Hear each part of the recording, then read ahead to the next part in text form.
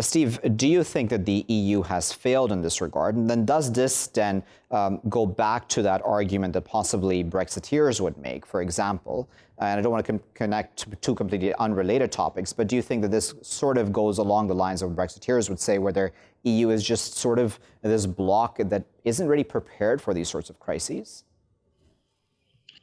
The whole function of the European Union has been to suppress government spending. It's been obsessed with the idea of small government. So you have the Maastricht Treaty limiting government debt to 60% of GDP, which is below the average America's achieved for the last 1.5 centuries.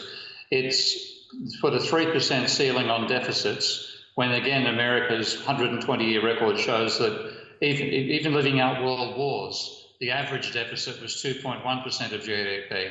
It's all been about constraining spending, stopping the government doing things, cutting back on capacity. And this is now backfiring on the European Union, because what it should have been doing is the exact opposite. It should have been building capacity. So then, do you think, Steve, that these Corona bonds that the EU is now talking about, will that sort of help in this situation?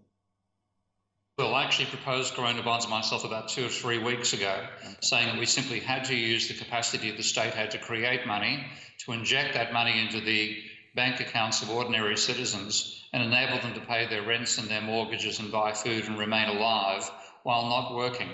So that's the essential role they have. So I'm glad that they've finally made the same decision themselves. But the Corona bonds should have been, the idea of creating state money to make up for times when the private sector breaks down should have been fundamental to any major institution like the European Union.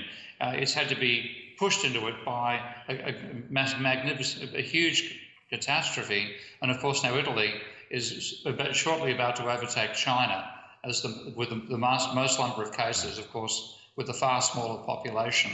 It just shows how badly this crisis has been mishandled by the Europeans.